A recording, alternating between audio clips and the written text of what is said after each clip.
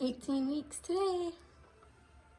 Gonna go check on the little baby, have our first ultrasound, so I'm a little nervous, but I'm excited.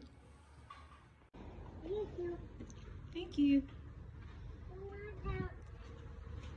So we're getting ready to leave, go check on the baby in mommy's tummy. We're gonna go get pictures of the baby. Baby. Baby.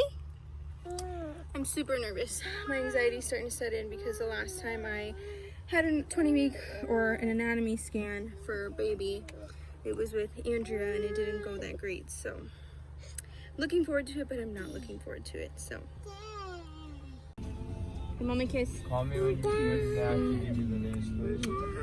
Love you. Actually, hey, can you FaceTime me with the sonogram?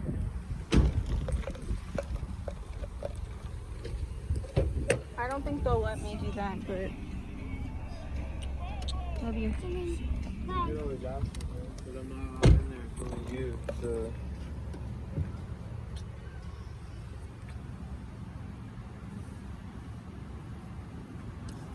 It's gonna be okay. Relax. Breathe. Don't pre-assume anything. Relax, please. God's with us, okay? Look, and even if they do say something, look at her. It's nowhere near what they said she was gonna be. Okay? He's with us, okay? Relax. Love you.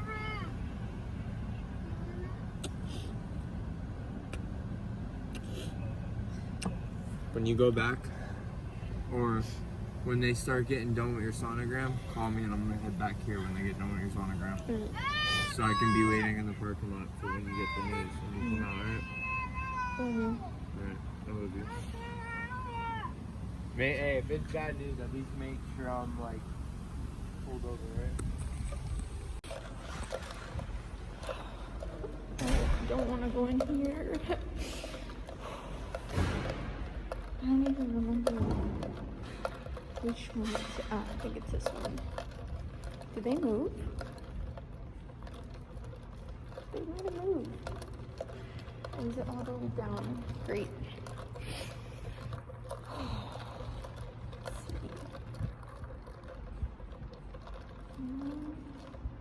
I could have swore it was down here, but great, now I have to find it.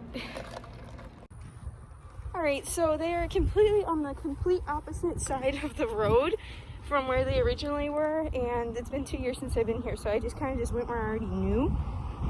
So I'm currently just walked across the street and looking for where it is, because Austin dropped me off, so now I gotta find it.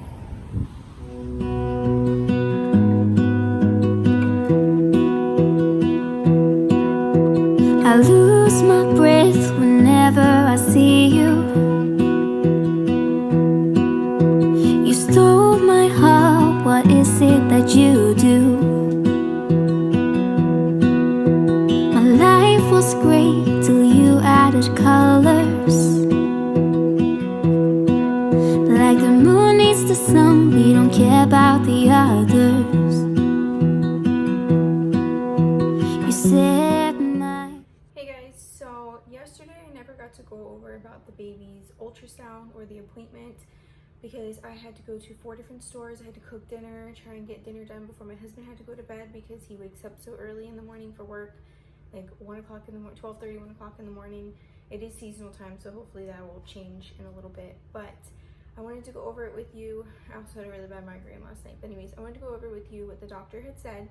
So everything looks amazing with the baby so far. They couldn't finish the heart scan just because the baby's only 18 weeks, so baby's still too small to do that. But we did sit down and talk about all of my health issues because when I gave birth to my second daughter, my first daughter, but my second baby, Layla, I ended up hemorrhaging extremely bad. I had 2 blood transfusions, had to be rushed into emergency surgery for a D&C, and was even told not to have any more kids. Now I'm on 2 kids after that. So I did talk to her about that and what everything else is going on. They found a 2 centimeter around cyst on my left ovary, which she told me that I need to watch because if it grows, which can grow more because of the pregnancy hormones, if it does grow more, then it can actually flip and cause blood flow to be cut off from my left ovary. So that usually means surgery, I'm assuming. I didn't really go into depth because she just said if you have really bad pain on your left side and for no reason at all, it just comes out of nowhere, go to the emergency room. So that is kind of frightening because I didn't know I had that down there. I wasn't having any issues. So it was kind of a shock. And I remember when I was looking at the ultrasound, she kept going back to my left ovary. You know, I don't know if you've ever had an ultrasound, but if you have had a baby and you watch them do the ultrasound, they write arm, leg, left ovary, whatever they're taking a picture of so that the doctor can look at it.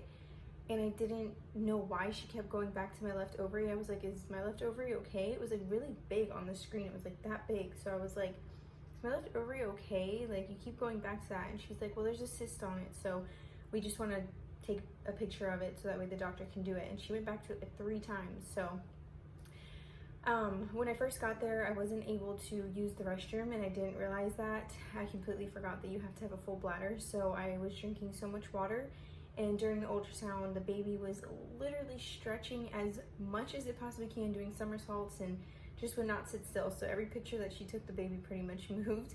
And then after she got a few and checked the gender, she ended up having to use the restroom. So I went to the bathroom, and then when we came back and looked at the baby again to get more shots, the baby was all curled up and in the little fetal position. So I thought that was super cute. I got really cute pictures of the baby. But I do have to go back in 2 weeks on January 7th to get another ultrasound to finish the anatomy scan and see how the baby's growth is, because I did find out that I have placenta, or anterior placenta, which is basically where your placenta sits in the front and not on the back where it usually does. They really didn't say anything was an issue. It's pretty common, but it can cause placental abruption, it can cause fetal restriction growth, and what else did she say? She said something else. My placenta is curved, so it's not fully attached to the uterine wall.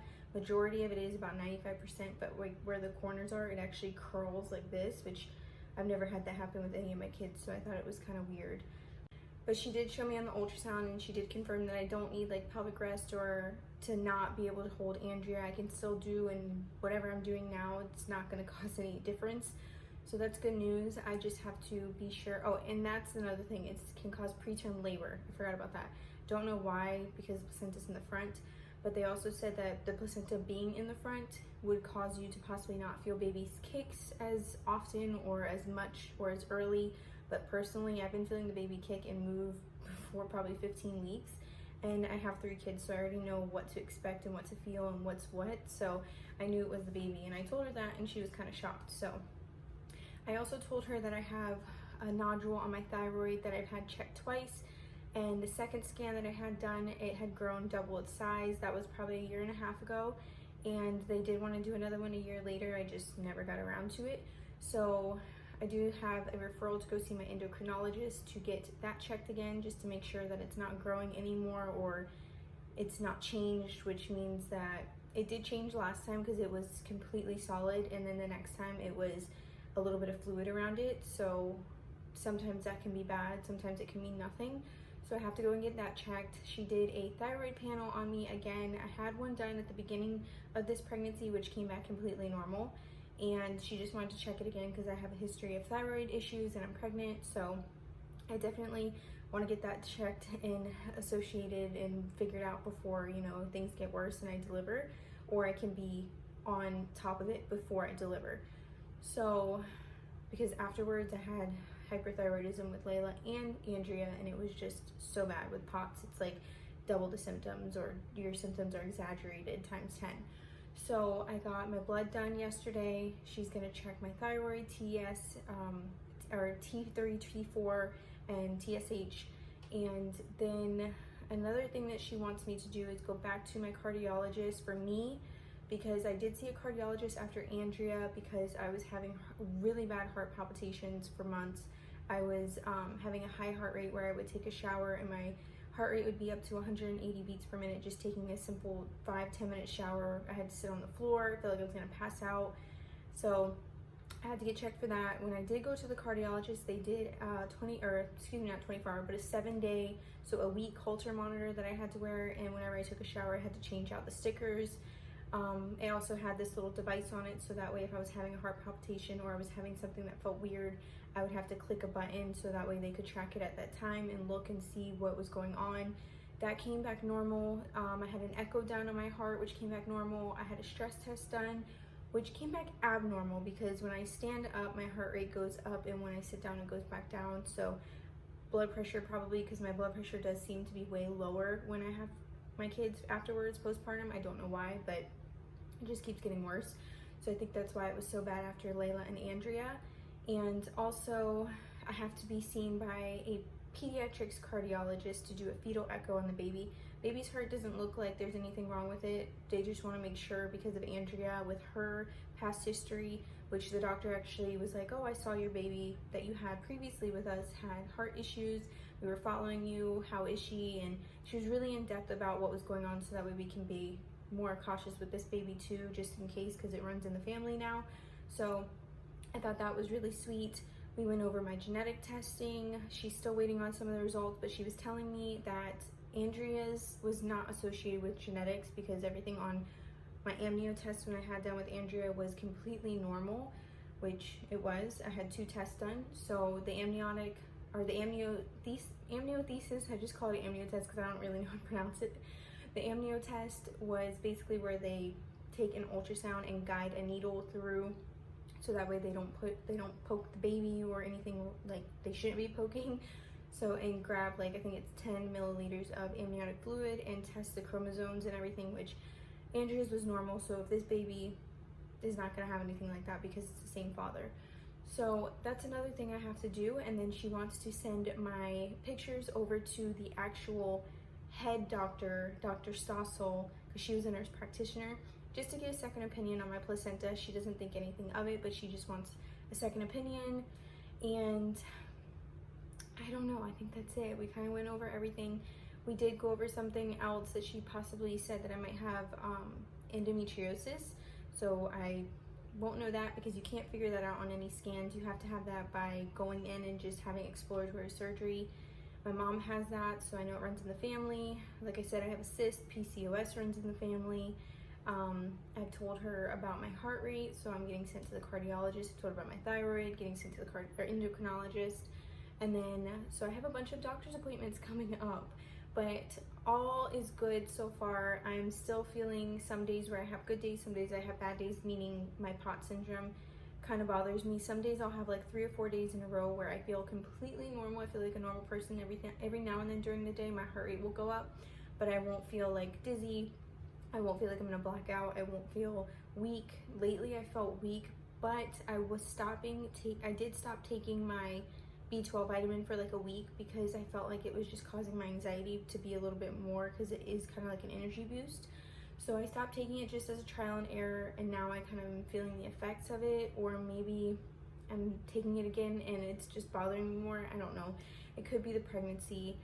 But anyways, long story short, baby looks great. I'm doing good right now. I just have a bunch of doctor's appointments coming up, so we're just gonna roll with it. I'm gonna keep taking my B12, my Nexium, my prenatals, and I go back in 2 weeks for an ultrasound. I go back in 2 weeks on, I go back in 2 weeks on a Friday for my original OB, for my monthly OB appointment.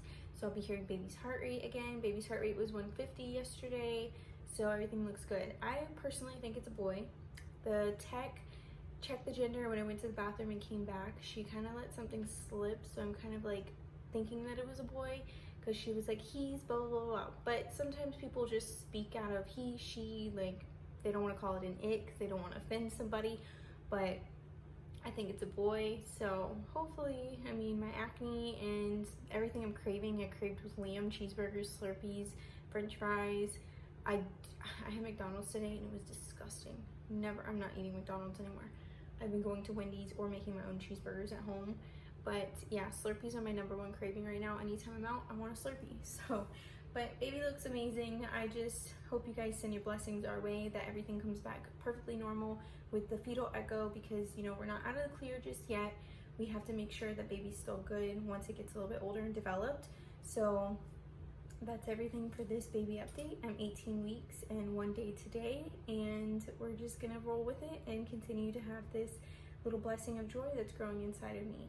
I just want to wish you guys a Merry Christmas and have a happy holidays with your family.